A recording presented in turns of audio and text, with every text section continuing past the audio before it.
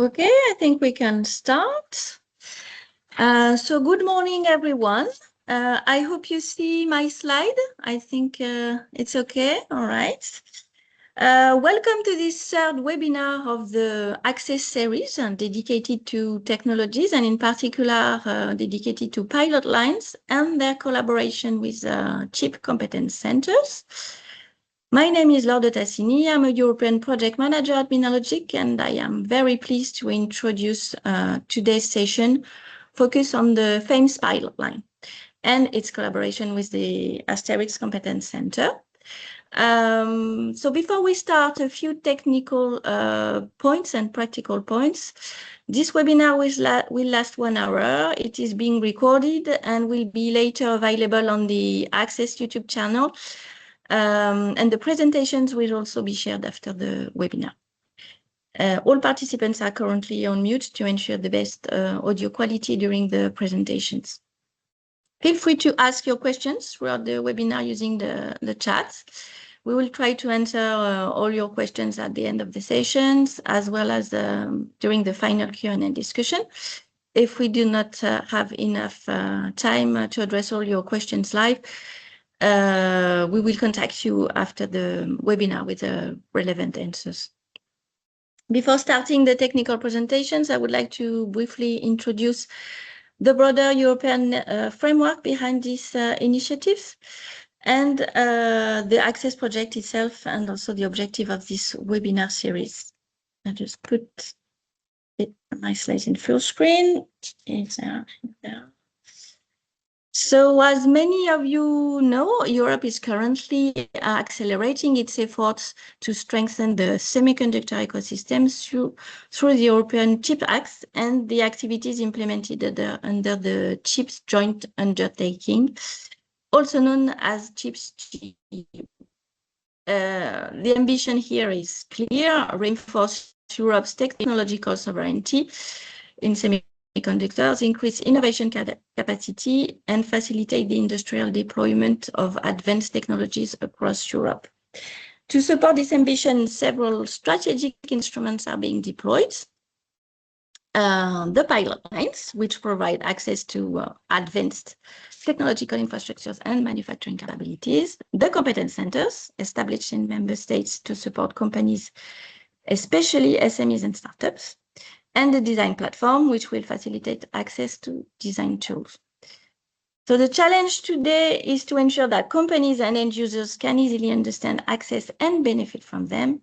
And this is exactly where the Access projects comes in. The Access project is a European project funded under the Digital Europe program. It's operated by the CHIPS EU. And is composed of a consortium of 7 partners and 11 associated partners, and is coordinated by Blue-Morpho. The Access project connects the 30 CHIPS competence centers, the 6 CHIPS pilot lines, and the design platform to build what we call the European Network of CHIPS Competence Center, also known as ENCCC. More specifically, the project aims to facilitate collaboration between ecosystems, harmonize technology and training offers, improve visibility of available services, and simplify access for European stakeholders. Within this framework, Mineralogic leads this webinar series dedicated to pilot lines. Sorry, I just had... Oh. Yes, that's better. Sorry. And the idea behind the series is very practical. It's to help stakeholders better understand what the pilot lines are, what technological resources, what technological resources they provide, and how companies can access them. This webinar series is also useful to understand how competence centers can act as gateways toward these infrastructures. Each webinar will follow the same format. So 1 pilot line, 1 competence center, and concrete examples of collaboration and end user support. So today, this webinar is dedicated to the FAMES pilot line and its collaboration with the ASTEERICS French Competence Center. And also, we will have the testimonies and real use cases from Soitec and Nellow, as well as the presentation of the IC-DET. We are also very happy to continue this series in the coming months with additional webinars dedicated to other pilot lines and competence centers across Europe. And today, the program, so we will first hear from Susanna Bonnetier from the CEA, who will present the FAMES pilot lines. Her presentation will be followed by an industrial perspective from Sébastien Lasserre from Soitec. Then Yann Gallet from the CEA will present the euroCDP and the IC- design services. Then Philippe Flatres from Minalogic will introduce the ASTEERICS French Chips Competence Center and its support services. And his presentation will be followed by Jean-Philippe Attané from Nellow, who will share his startup's innovation journey. And we will conclude with a live Q&A session. So thank you again for joining today. And now, Susanna, the floor is yours. Thank you very much, Laure. Thanks for that introduction. And yes, I'm Susanna Bonnetier. I'm research engineer at saint-etienne, and I'm also the FAMES Open Access Chairperson. I'm now going to share my slides.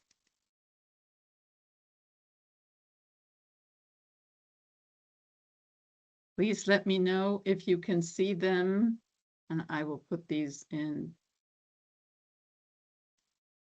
full screen mode. Does that look good? Perfect. Okay, great. So in the next 6 to 7 minutes, I'm going to briefly present the FAMES pilot line and tell you about the open access feature. So FAMES is part of the European Chips Act, and especially the pilot line initiative, as Laure was telling you. And the main objective is, as with the whole European Chips Act, to strengthen European semiconductor sovereignty. And to do this, the pilot line is building large-scale, state-of-the-art, and industrial-grade semiconductor R&D capacity all over Europe. Under the initiative, the pilot line initiative, the CHIPS joint undertaking, or CHIPS-JU, supports 5 pilot lines, and you can see them on this slide. There's Nano IC, Apex, WBG for wide bandgap, PIX Europe, and FAMES. And each pilot line is developing and deploying next-generation semiconductor key enabling technologies to bridge the gap from lab to fab. FAMES is an 11-partner project.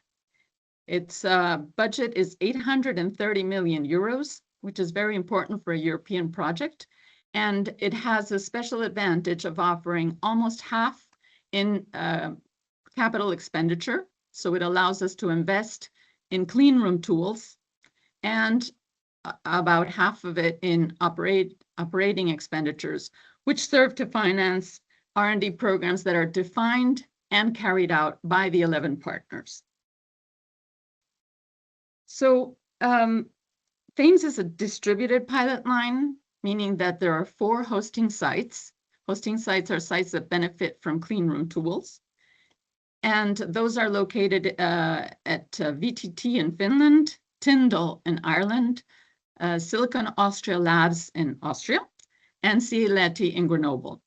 And the 7 other partners are skills contributors, and they are IMEC, the Catholic University of Louvain, Fraunhofer, the Warsaw University of Technology, and in particular the CESAMAT Research Center, Grenoble IMP here in Grenoble, the C-Nano Institute in France, and the University of Granada. So 50% of the funding comes from the CHIPS, from the European Commission via the CHIPS-JU. And the other 50% is financed by member states, the countries in which the different partners are located. And the project started in December of 2023. It's going to last 5 years. And so funding will be until December 2028, which puts us halfway through the project. FAMES is focusing on 5 technologies, and it's taken an eco-innovation approach to its R&D. We're working on FD-SOI, working on boosters so that we can downscale to advanced nodes. We're also developing back end of line embedded non-volatile memories in 4 different flavors. We're also miniaturizing radio frequency passive components like switches, filters, and capacitors, and developing 3D integration techniques for both heterogeneous and sequential 3D integration. And last but not least, we're working on small inductors for DC-DC converters and power management integrated circuits. Additionally to these 5 technologies, the FAMES pilot line is integrating eco-innovation approach into their R&D work. And what we're doing is we're studying the life cycle analysis of the pilot line tools and also processes to identify opportunities to design more sustainable components and circuits. So now let me tell you a little bit about the open access mechanism. And as we were saying, the CHIPS Act and the Pilot Line Initiative are here to strengthen European sovereignty in semiconductors. And for us at FAMES, it's very important that the technologies we are developing are adopted by industry and academia. And so what we're doing is we're giving users access at an early stage of the technologies we're developing. And we're doing this through 2 types of PDKs that give access to silicon through multi-project wafers, and also giving access to what we're calling pathfinding PDKs, which allow users to assess their design. So it's more of a simulation PDK. And this allows users to test the performance of the R&D technologies and to give us feedback, because it's very important for us to take into consideration the industry and market needs as we're developing these technologies. We're also working on demonstrators to show the pertinence of the technologies in some use cases, and you'll be hearing about that in the next presentation. And so once you've decided that you want to access the FAMES technologies, there are several ways in which you can do this. Every year we put out an open access call from March to May. And as part of the launch, we're going to show the different technologies that have reached maturity and that we're giving access to. And so users can respond to the open access call during that period in the spring. But also during all year round, users can use the spontaneous request to submit their request. So the open access call addresses sometimes time-sensitive technologies. If there's an MPW, there's always a design-free state. And so it's important to know what's in the open access call. But some of the technologies are available year-round and can be accessed through spontaneous requests. Users can also contact any of the partners directly with their request, and also can contact the CHIPS JU Competence Centers and the euroCDP design platform that Laura was referring to as part of the CHIPS JU tools. This year, the open access technology portfolio includes our first release of the FD-SOI 10 nanometer pathfinding PDK in its digital version, and the version that's going to have analog and RF will be coming out at the beginning of 2027. We are also making PDKs available to users so they can access RF filters of 2 different types, but they're in the FR3 range, both of them. And we're also doing the same for RF switches based on phase change materials. And these are both electrically or optically activated. And we're also offering access to samples of magnetics on silicon micro inductors and micro transformers. So I'd like to close by telling you that all of this information you can find on the FAMES Pilot Line website and the open access page. And also I'd like to acknowledge the partners once again, thank our financiers, and thank you for your attention. Many thanks, Susanna. And now, Sébastien from Soitec, the floor is yours. Hello, everyone. So I'm Sébastien Lasserre from Soitec. I'm product marketing manager in FD-SOI business line, and I will show you how we benefit from the partnership, either from FAMES or for European project to speed up our innovation and development. Let me share my screen.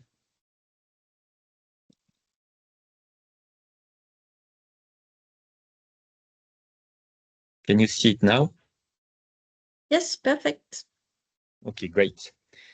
So I will show you two use cases where we have been able to use our partners to speed up our development, what it's called a new substrate called strain-SOI, and another one about cybersecurity.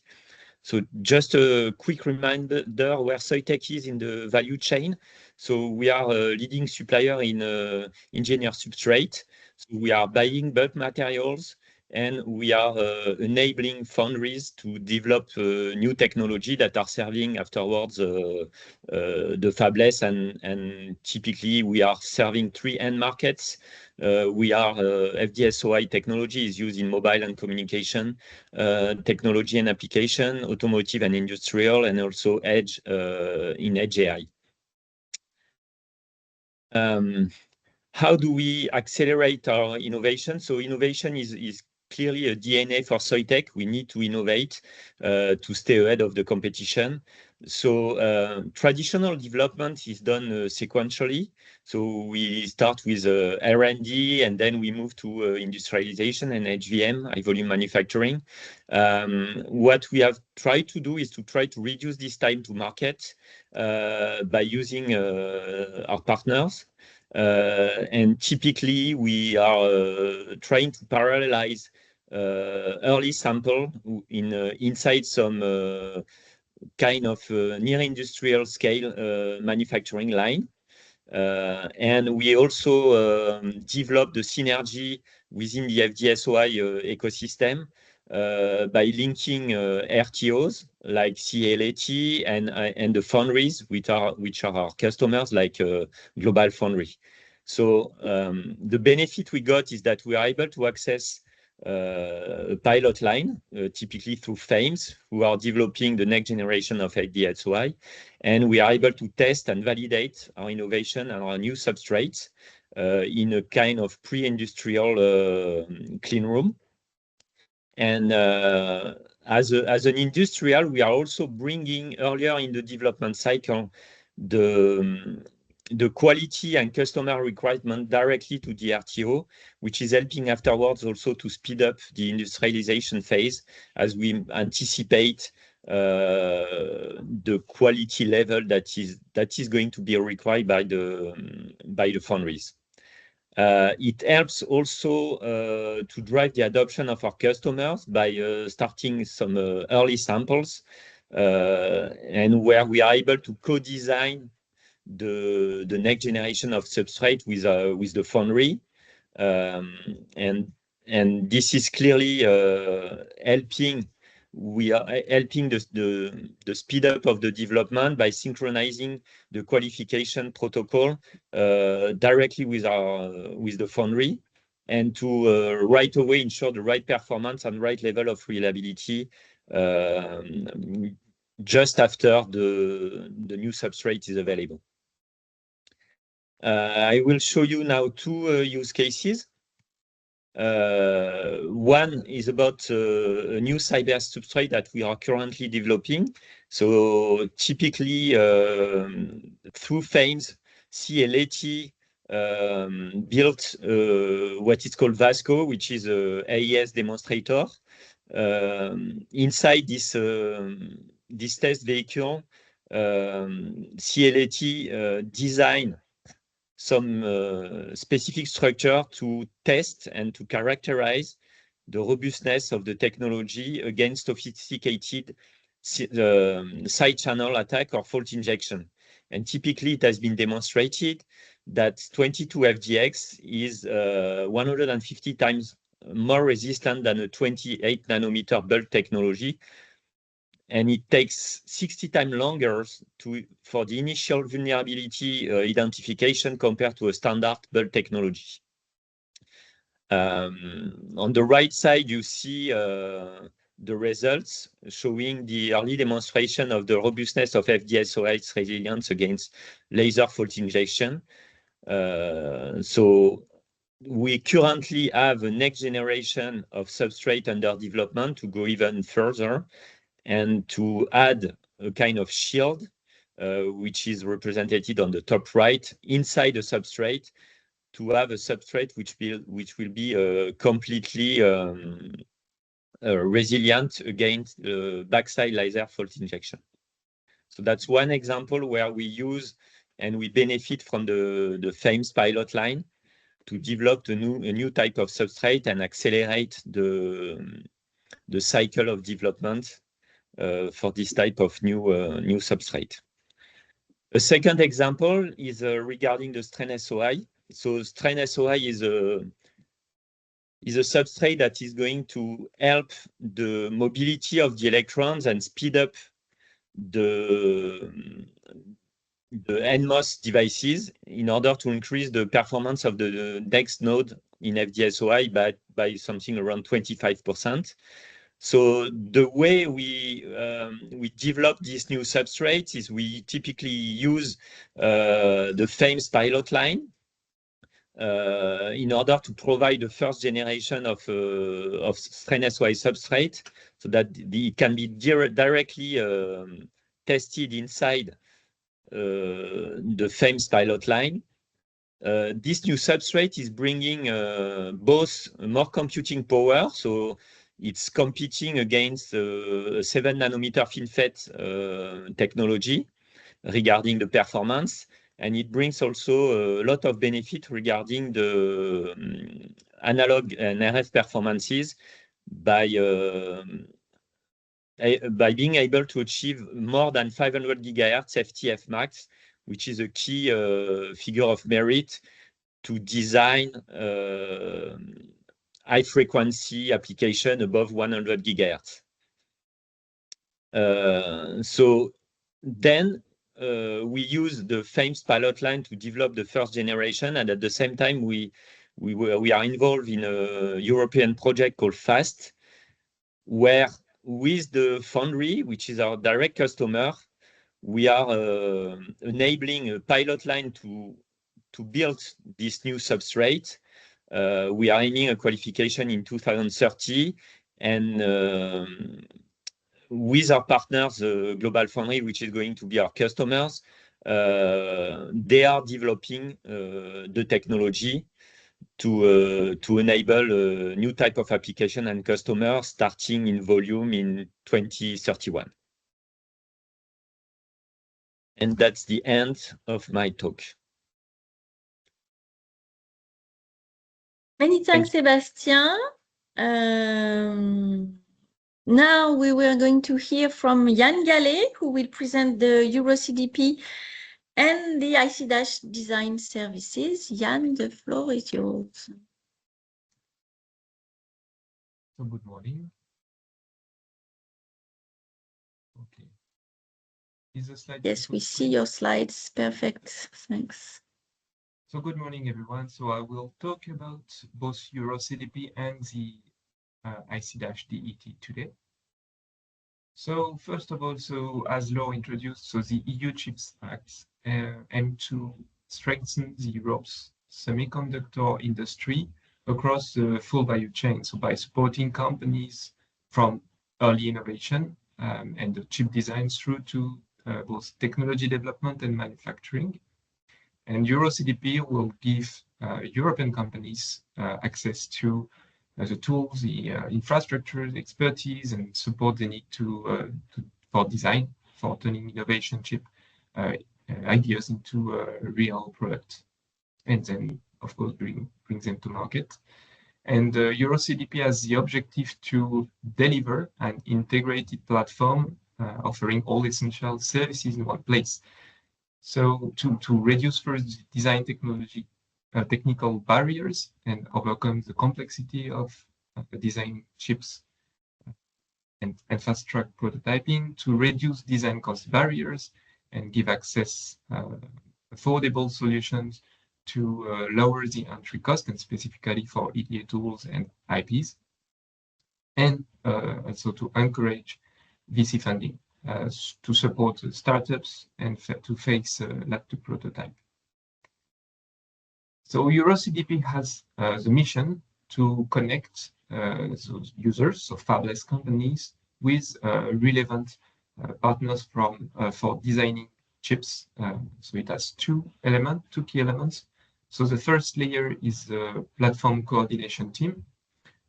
So that will set up central cloud services, will be in charge of negotiating EDA and IP licenses, and in charge to manage also the 220 million euro grant for the users. And a second layer, which are the DET, so design enablement teams. So there are 9 of them, and IC- is one of those. Design enablement teams are there to deliver cloud design environment, so design flow support as well, design expertise, interface with the foundries, and supply chain management. So very operational services. So IC-, so it is a DET, and it's aiming to be a fully integrated chip design enabler. So as I said, turning idea and concept into prototyping. So IC- is a consortium of 10 partners from R&D, EDA, design houses, and OSATs. So you can see the names in the slides of the 10 partners.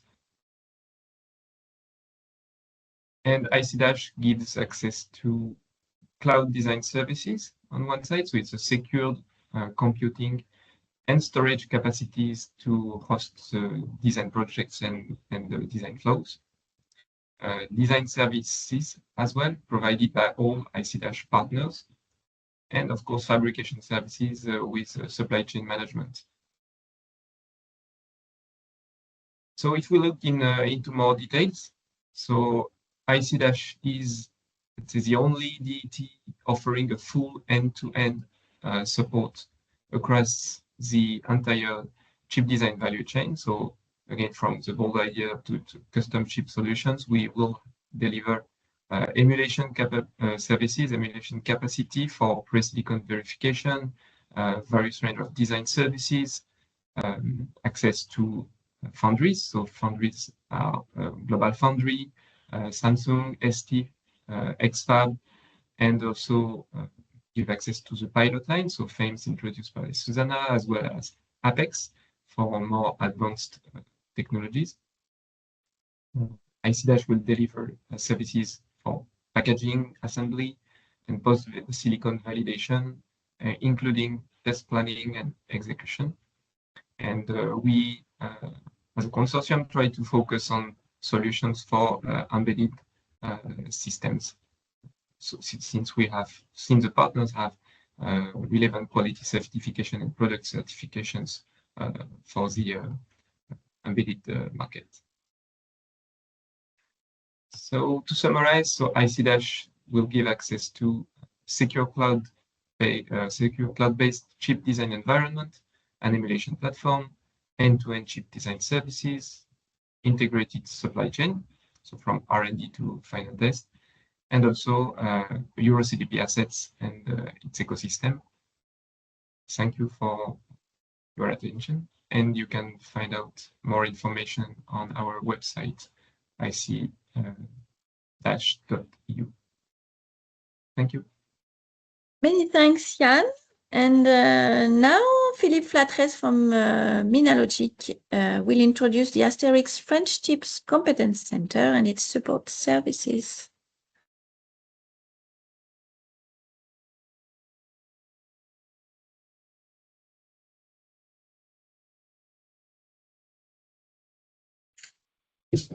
Good morning, everyone. My name is Philippe Flatres.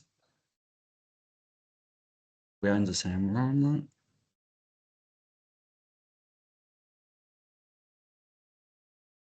Okay, thank you, Laure. So my name is Philippe Flatresse, in charge of ASTEERICS Competence Center. Welcome everyone to this presentation of the ASTEERICS Competence Center.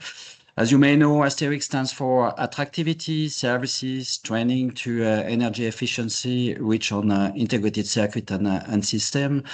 And our mission is to boost the microelectronic expertise in France and Europe as well, and to make the link between the end user and the euroCDP and FAMES program just described a few minutes ago.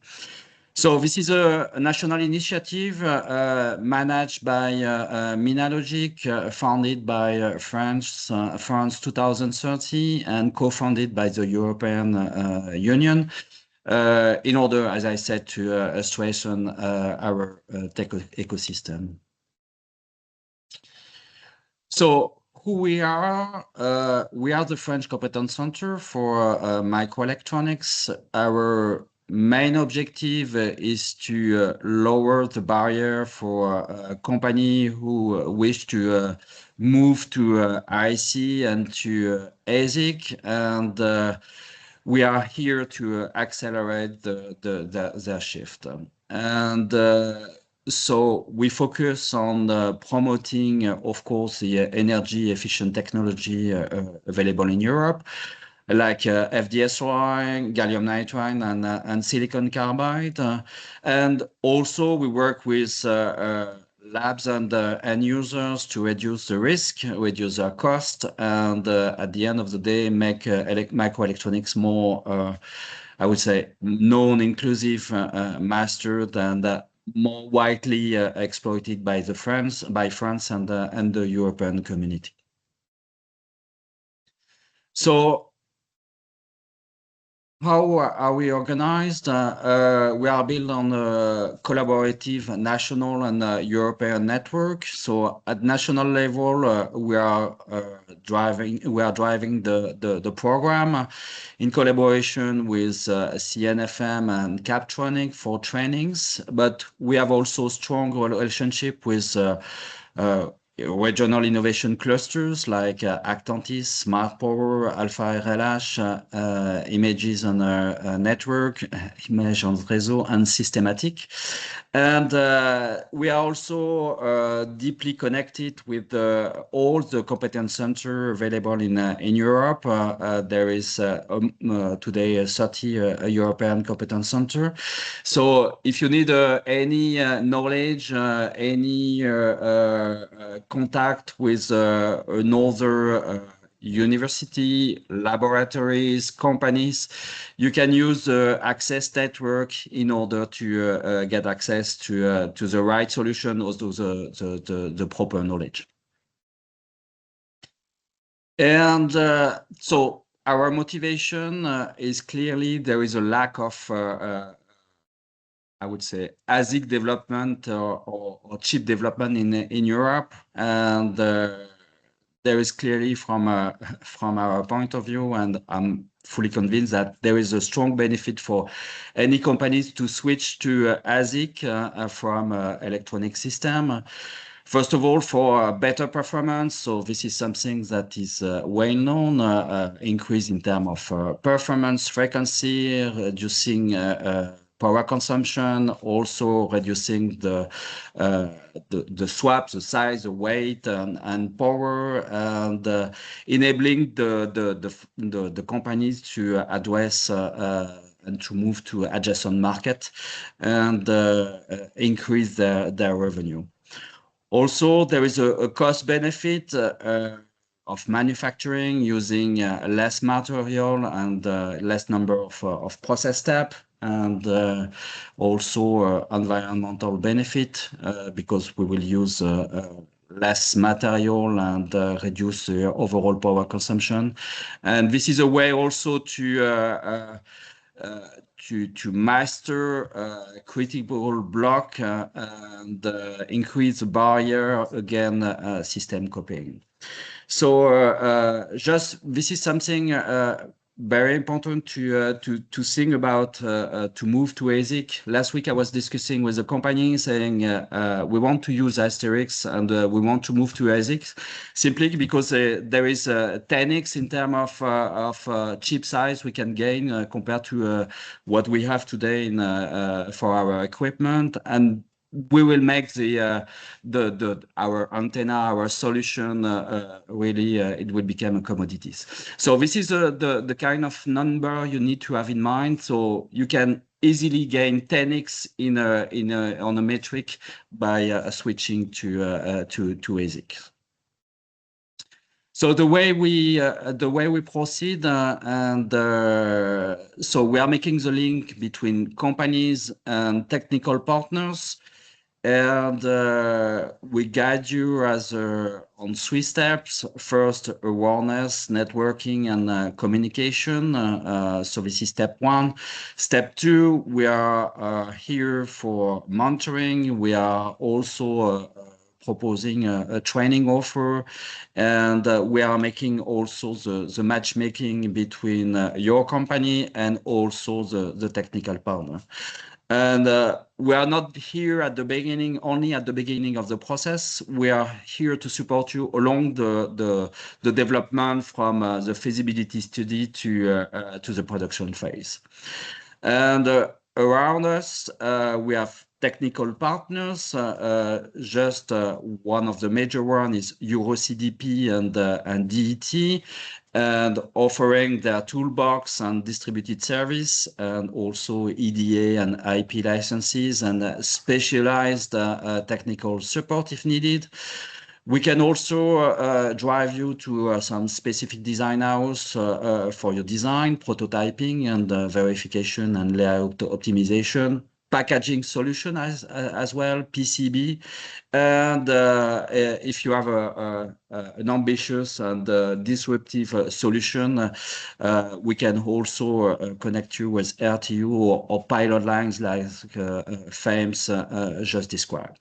So this is the mission of ASTEERICS, and together there is no, I would say, microelectronics without education, and so this is vital. And we have built a training offer for 2 flavors. One is dedicated to decision makers, and where we have specific module for financial, for how we position European technology versus a global landscape, and also what are the organizational challenges when moving to ASIC business.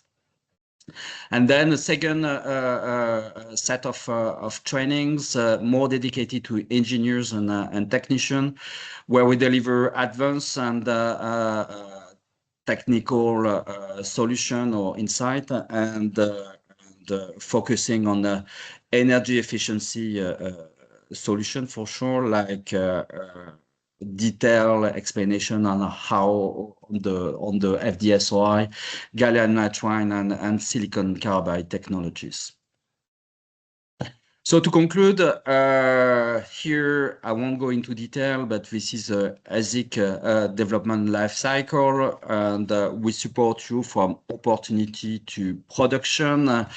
And the good things is that moving to ASICs and looking at the offer that is available today, and the offer from the Europe, you can expect something like 70% subsidies using euroCDP and the DET program for your chip. So this is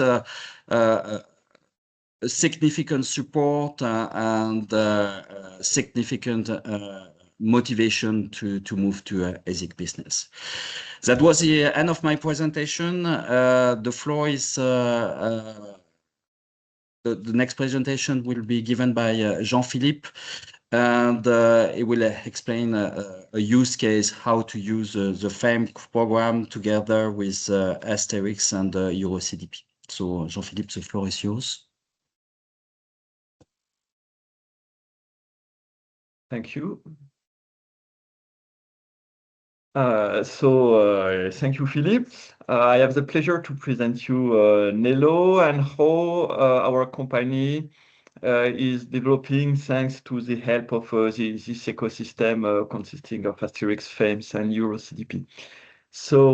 I'm the CEO of Nellow, and we're building a new generation of microelectronic chips that will be able to launch the physical AI revolution. The basic idea is that we expect by 2030 to have more than 15 billions of microelectronic chips that will be able to do AI computation within the device. That is, the idea is that you're not doing to do only AI computation in the cloud, but also in edge devices. And that's basically because when you want to perform AI at the edge on a single device, you need latency. It allows you to address issues linked to confidentiality. It allows you to avoid risk linked to connectivity. But more importantly, you need lots of money if you really want to transfer all your data to the cloud and to treat the AI locality. The idea is we want to provide a chip that allows to do this kind of event, to bring reasoning on edge devices. And there is a big issue on that, which is energy consumption. So basically, you know that there are issues concerning AI and energy consumption in the cloud, but still it's easy in the cloud to have access to energy. You just need to build a nuclear power plant close to your data center. No, at the edge, you only have a battery, so it makes things much more complicated. And so at Nellow, we're trying to solve the energy challenge of bringing transformer-like, ChatGPT-like models on edge devices. And to do so, we're relying on three kinds of innovations. These innovations are coming from laboratories in Grenoble and in Paris, in France, and they dwell with memory-centric architecture. So that means that we've got to perform some specific design to avoid the data transfer from the memory to the logic part. We also are introducing new elements that are ferroelectrics, which are devices that we put on top of the wafer. So these are really physical devices that are going to take some part of the computation that is usually done at the CMOS stage. Okay, so we're reporting AI computation on the backend of line of the wafers. And that means that in that case, we've got not only design, but also hardware to implement with new materials, with new processes, and that have to be implemented in backend of line. And then we've got, beyond that, some co-design to do between the hardware part and the software part. And we've got also, in that case, lots of design elements. So to do this kind of program, we've got a team that is experienced in leading a research and development project and in fabricating ASICs and especially edge AI chips. We're a small company still. We've been founded at the end of 2024. And we are developing partnerships with academic labs that provide us the innovations that we need to differentiate our products. Now, if we look a little bit at our roadmap, the idea is that we've got a first generation of chips where the innovation mostly comes from IPs and from specific architectures that we're co-developing with our partners that allow us to bring 20x energy efficiency gain, and so to provide chips that are able to handle quite large AI models at the edge. Then a second generation of chips will arrive in 2032. In that case, we're introducing this famous ferroelectric component. That means that to be able to provide this generation of chip, we need to bring them into foundries. And that's where we will see FAMES is a very interesting tool because it allows to develop our technology in 300 millimeters. And then our third generation is a technology that is also ferroelectric. It's an improvement of the second generation of chips. And this technology allows us to replace most of what is computed within usually CMOS gates. We can perform that on top of the wafers so as to get a 100x energy efficiency gain, but also an increase in the computational density, which means that instead of having 5 wafers, we need only 1. Okay, so basically, the key point I'm trying to tell you here is that in this roadmap, we will need the two of the elements that we discussed before. For the first generation, we need to perform mostly design. Okay, we're going to use the standard technologies to develop the product. And so the most important tool that we have to address these issues is euroCDP. For generation 2 and generation 3, we need to be able to convince foundries to engage in our technologies. And that means that we're going to develop with FAMES demonstrators at such a level that foundries can say, okay, we need to transfer this technology into our foundries because it's something useful for our customers.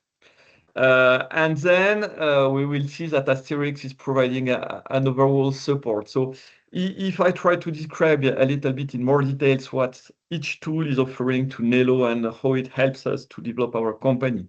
euroCDP is providing, firstly, an acceleration program, which is called euroCDP Venture. This helps us to prepare to the roadshow. Our roadshow is ongoing, but it helps us to organize our thought and to get in touch with interesting investors. It also helps us to prepare a euroCDP program, which is central, especially to the development of our first generation of product. euroCDP allows us to develop this program, and so it allows us to be in touch with the DET. So we're working mostly with a DET dash at this stage, with issues and solutions helping us to develop the design questions. There is also the help for manufacturing. We expect to engage with euroCDP to make our first multi-project wafers and to perform the test and packaging with them. FAMES, on the other hand, is a tool that allows us to climb the technology readiness level ladder. We are well inserted in the French ecosystem that is associated to FAMES because we are a CEA startup. And so FAMES here is providing us with tools to deposit ferroelectric materials, which are industrial tools, which clearly limits our CapEx. We're working on a back-end offline transfer with very specific tools. It's something that's very complicated to do in foundries to say, okay, we want to put new devices on top of your 300 millimeter wafers. It's something that's very complicated to do, and FAMES allows us to do that. So it's really crucial in the history of our company. This ability to develop MPWs with innovative non-volatile devices. And then ASTEERICS is helping us to navigate in the very complex environment that is microelectronics, because they've got connections with the whole ecosystem. So it helps us for industrial networking, but also for everything that goes from institutional networking to grant attribution. And so the only point I can conclude on that is that thanks to this European support, we benefit from a really competitive ecosystem here in France and in Europe. Thank you. Thank you very much, Jean-Philippe. So this is the end of our presentations.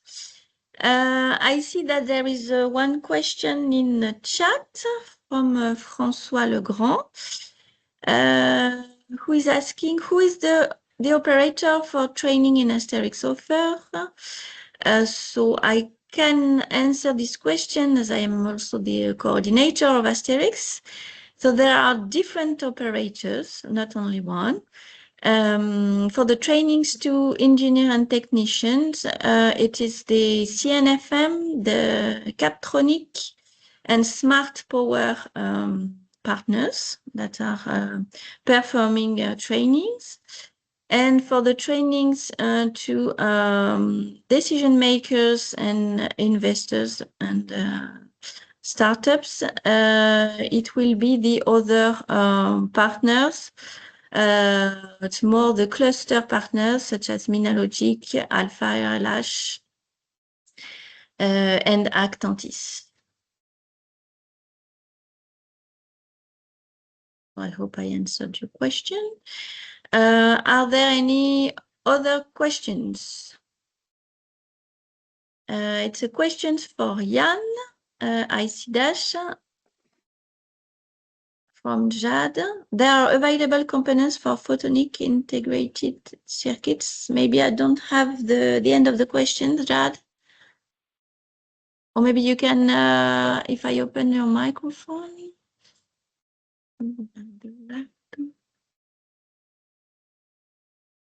Are there available components for photonics integrated circuits? Basically, the answer is yes, because this is one activity we have within CEA, which is eligible to partnerships in the context of IC-. So the answer is yes. And yeah.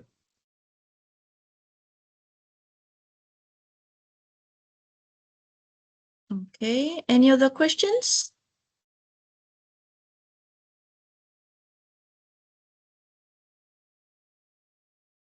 Question from Karim. How we can use IP and what about the limit of exploitation? Who wants to answer this one? I can start.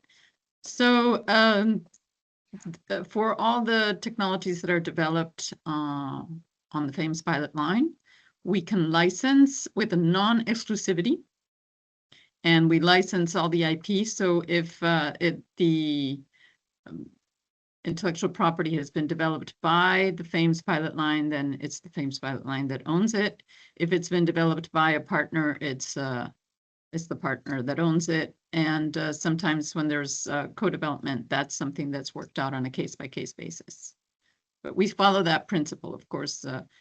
When a user decides to come and use the FAMES pilot line, either the technology or the modules, as Jean-Philippe was describing, or the working on, inspired by a demonstrator working on some technology that was inspired by that, we set up a user contract, and the IP terms are negotiated, but we like to stick to the principle that it's the employer of the inventor that is owner of the IP. And once again, they would be non-exclusive licenses because it's financed publicly. And maybe I can just complete Susanna's answer on IC- activity. So in case we develop a project, we can have access to external IPs as well. So in that sense, the IP are negotiated for prototyping and for production. So in that case, we have to refer to these negotiated agreements. When it's external IPs, we need to embed in a full solutions. But what Susanna says is basically our the CA positioning, and which is relevant for our IPs we develop. And yeah.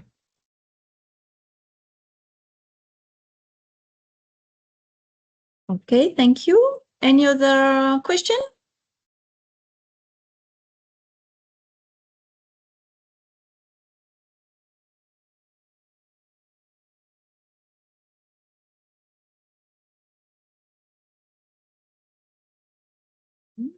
No, okay.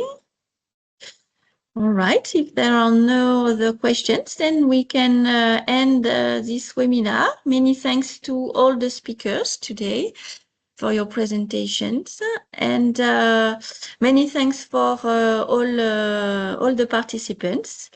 We will send you the replay of this webinar as well as the presentations of the speakers.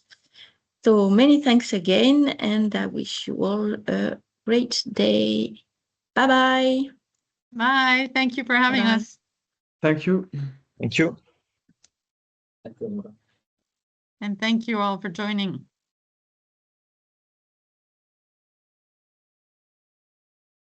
Well done. Bon, ça c'est fait. I think it's great. People